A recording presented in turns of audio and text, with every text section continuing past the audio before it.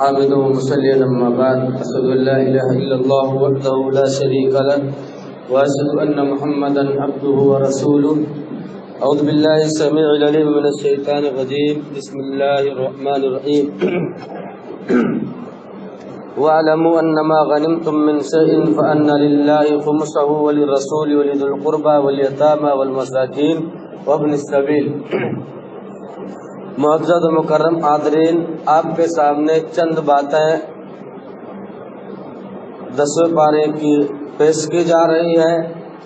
سب سے پہلی چیز کہ اللہ تبارک و تعالی نے اس پارے کے ابتدا میں مال غنیمت کا تذکرہ کیا ہے، یعنی جو جنگوں میں سے مسلمانوں کو حاصل ہوا کرتا تھا مال کافروں کی طرف سے، اسے مال غنیمت کہا جاتا ہے، اور اس کا تذکرہ اللہ تبارک و تعالی نے کیا ہے۔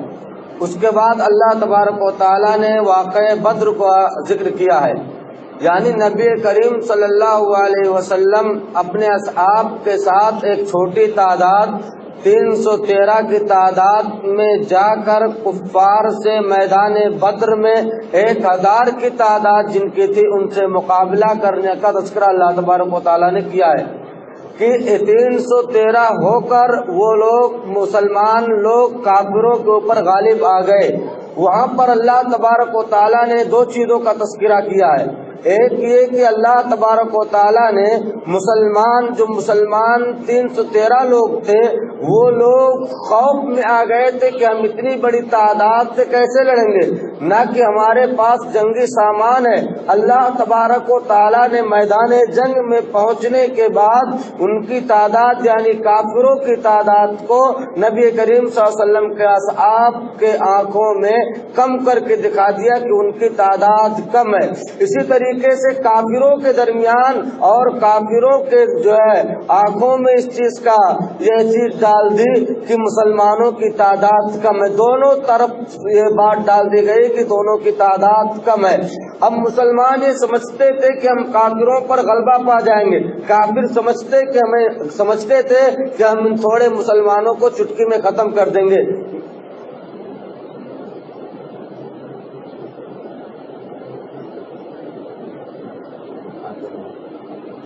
اس کے بعد نبی کریم صلی اللہ علیہ وسلم، آپ کو واقعہ معلوم ہے پورا کہ آپ صلی اللہ علیہ وسلم سجدے میں گئے۔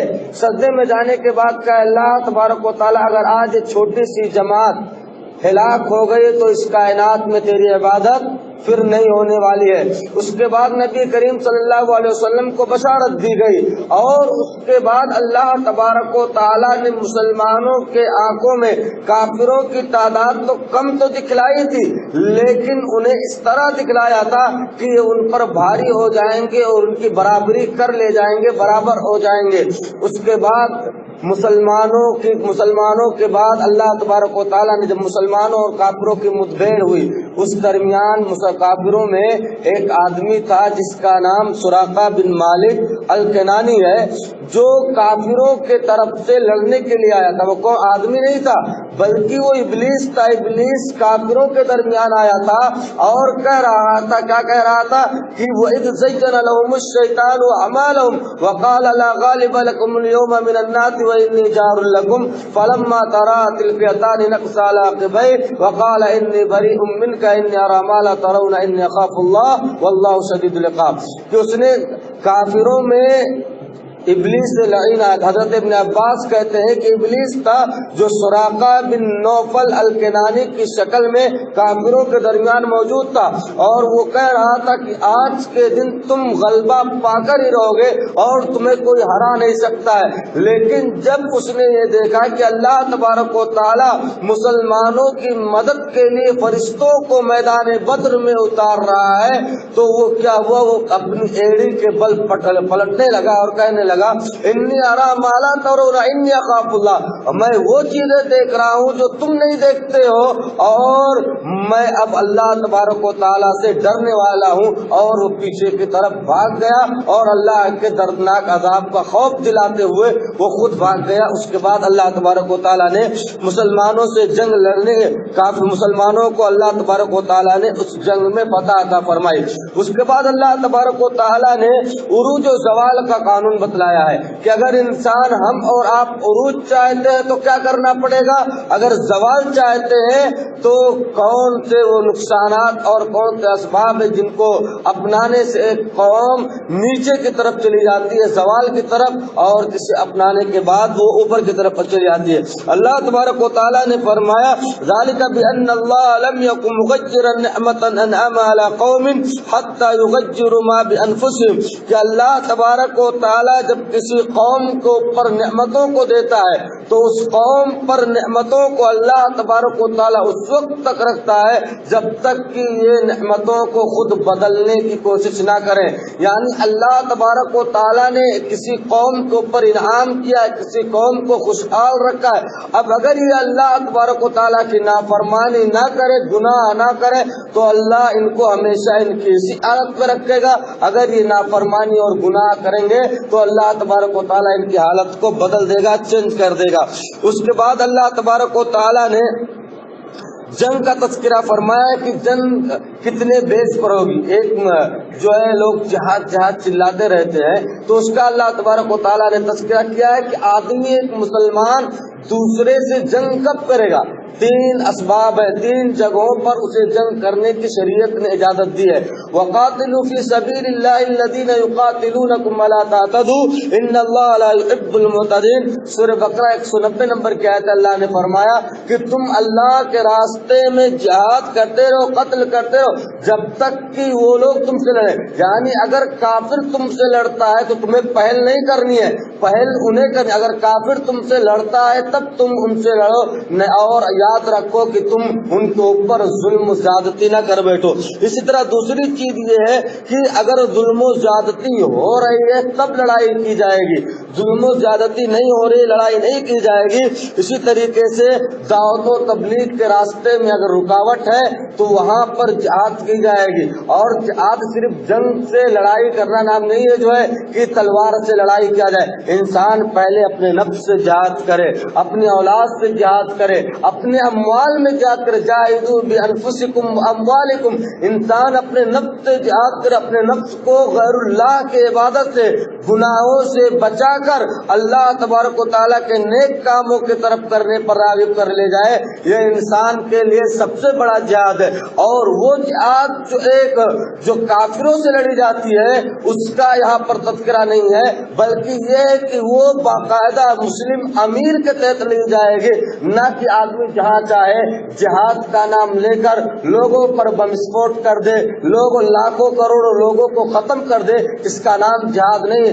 جہاد یہ ہے کہ مجبوروں کی مدد کی جائے، جہاد یہ ہے کہ ناتواں لوگوں کو سہارا دی جائے، جہاد یہ ہے کہ پریشان حال لوگوں کے غم کو دور کیا جائے، پریشانی کو دور کیا جائے، جہاد یہ ہے کہ بیواؤں کی مدد کی جائے، جہاد یہ ہے کہ قوم کے نچلے طبقے کے لوگوں کو اوپر لایا جائے اور ان کو سماج میں وقار اور زندگی بخشا جائے۔ اس کا اللہ تبارک و تعالیٰ نے تذکرہ کیا ہے۔ اس کے بعد اللہ تبارک و تعالیٰ نے سورہ برات جو آپ کے سامنے پڑھی گئی، سورہ برات میں لوگ سوال کرتے ہیں کہ اللہ تبارک و تعالیٰ نے بسم اللہ کیوں نہیں نازل فرمایا، تو اس کے 4 اسباب بیان کیے جاتے ہیں۔ یہاں میں 3 اسباب بیان کروں گا۔ ایک تو یہ کہ عرب کے لوگوں کا یہ حال تھا کہ جب کوئی آدمی عہد توڑ دیتا تھا، وعدہ توڑ دیتا تھا، اب دوبارہ اس کے طرف تحریر لکھنی ہوتی تھی تو کیا کرتے تھے، بسم اللہ نہیں لکھتے تھے، اللہ کے نام سے شروع نہیں کرتے تھے، ڈائریکٹ شروع کر دیتے۔ تو اللہ تبارک و تعالیٰ نے عربوں کے ذوق کا خیال رکھتے ہوئے سورہ برات میں بسم اللہ نہیں نازل فرمائی۔ کیوں؟ اس لیے کہ مشرکین نے یہ آیت، یہ پوری صورت مشرکوں کے تعلق سے نازل ہو گئی ہے، ان کے صدا کے تعلق سے جو انہوں نے بدعہدی کی ہے اس کا تذکرہ اس صورت میں ہے، اور اس لیے کہ اس سے پہلے مسلمانوں کے درمیان اور مشرکوں کے درمیان یہ معاہدہ ہوا تھا کہ بھائی 10 سال تک مکمل طور پر جنگ نہیں ہوگی۔ اب انہوں نے کفار نے جو ہے عہد توڑ دیا تھا اور انہوں نے جنگ کو اللہ کے رسول سے جو وعدہ کیا تھا اس کو توڑ دیا تھا، تو اس غصے ابتدانے میں آ کر اللہ تبارک و تعالیٰ نے اس سورت کو نازل فرمایا، اس لیے بسم اللہ نہیں ہے۔ دوسری چیز یہ ہے کہ قرآن اللہ تبارک و تعالیٰ کی طرف سے محفوظ ہے، اس کا ثبوت، اس لیے کہ اللہ تبارک و تعالیٰ نے فرمایا کہ میں قرآن کو نازل کیا اور میں قرآن کی حفاظت کروں گا۔ اب بسم اللہ قرآن کے ابتدا میں قرآن کے نازل کرتے وقت نہیں تھا اور اب بھی نہیں ہے، تو اس بات کا ثبوت ہے کہ قرآن ابھی تک محفوظ ہے، اس میں کوئی تبدیلی نہیں کی گئی ہے۔ اور اسی طریقے سے ایک اور وجہ بتلائی جاتی ہے جو وہی زیادہ راجے ہے اور وہی زیادہ جو ہے مناسبت کھاتا ہے کہ سورہ انفال جو ہے پچھلی والی سورت اور سورہ برات یعنی سورہ توبہ دونوں کے مضامین سیم ہے، یعنی دونوں کے اندر باتیں سیم بیان کی گئی ہیں، اس لیے اللہ تبارک و تعالیٰ نے سیم ہونے کی بنیاد پر بسم اللہ کو نہیں نازل فرمایا ہے، یہی بات زیادہ راجح ہے۔ اس کے بعد اللہ تبارک و تعالیٰ نے فرمایا مسجد کا متولی کون ہو، انما یأمر مساجد اللہ من آمن باللہ والیوم الآخر واقام الصلاۃ وآتى الزکاۃ ولم یخش الا اللہ۔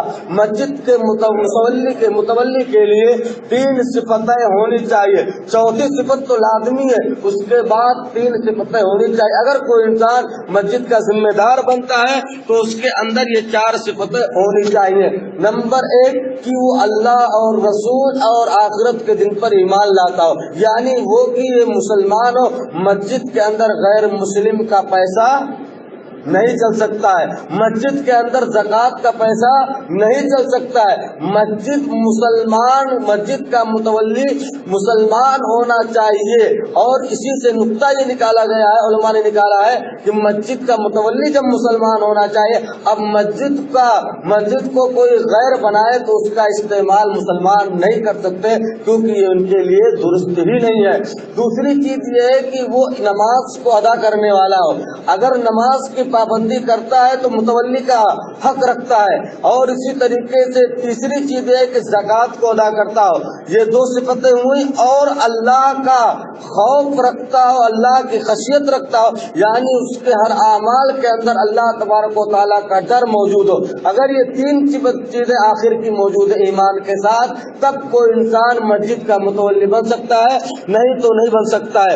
اس کے بعد اللہ تبارک و تعالیٰ نے نبی کریم صلی اللہ علیہ وسلم کے ہجرت کا واقعہ ذکر کیا ہے کہ آپ صلی اللہ علیہ وسلم جب ہجرت کر کے مدینہ کی طرف جا رہے تھے، آپ صلی اللہ علیہ وسلم غار ثور کے اندر پناہ لیے ہوئے تھے، غار کے اندر موجود تھے، اوپر سے کفار جا رہے تھے، ابو بکر رضی اللہ تعالیٰ عنہ اور نبی کریم صلی اللہ علیہ وسلم اندر موجود تھے۔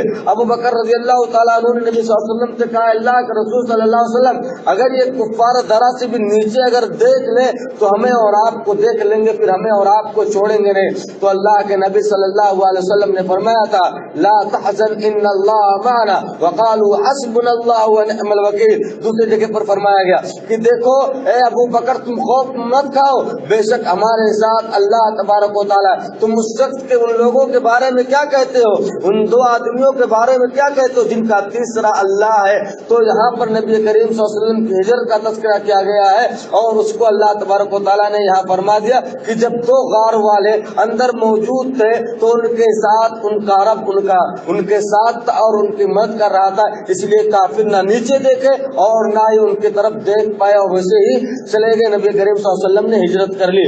اس کے بعد اللہ تبارک و تعالیٰ نے یہودیوں اور عیسائیوں کا تذکرہ فرمایا ہے کہ یہودیوں اور عیسائیوں نے کس طرح اپنے علماء اور درویشوں کو اپنا رب بنا لیا تھا۔ اپنے علماء اور درویشوں کو اس طرح رب بنایا تھا کہ جب ان کے علماء کسی چیز کو حلال کہتے تھے تو یہ حلال مان لیتے تھے، ان کے علماء کسی چیز کو حرام کر دیتے تھے تو وہ حرام مان لیتے تھے، دلیل نہیں پوچھتے تھے۔ اسی لیے اللہ تبارک و تعالیٰ نے فرمایا اتخذوا احبارهم ورهبانهم اربابا من دون اللہ، اللہ کے علاوہ معبود بنانے کا مطلب یہ ہے کہ ان کے علماء جو حلال کر دے جو حرام کر دے وہ اس کو مان لیتے ہیں۔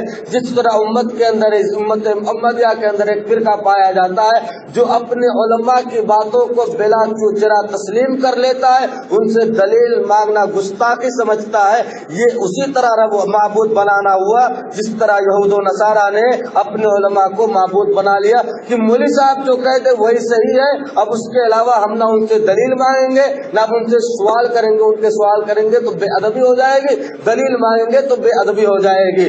یہ طریقہ آج ہمارے یہاں رائج ہے۔ آخری بات یہ ہے کہ اللہ کے نبی صلی اللہ علیہ وسلم کا دشمن، پکا دشمن کون سا تھا منافقوں میں؟ عبداللہ ابن ابی ابن سلول، وہ نبی کریم صلی اللہ علیہ وسلم کا پکا دشمن تھا۔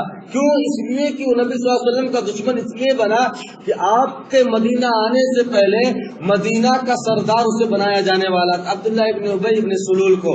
جب نبی کریم صلی اللہ علیہ وسلم آ گئے تو اس کی سرداری داؤں پہ لگ گئی، سردار نہیں بن پایا، تب وہ کیا ہوا؟ آپ کے پیچھے لگ گیا، یعنی آپ کو مٹانا ہے کسی بھی طریقے سے۔ زندگی بھر اس نے وہی کوشش کی، مسجد ضرار جس کا تذکرہ کل آئے گا کہ کس طریقے سے اس نے مسلمانوں کو بدنام کرنے کی کوشش کی۔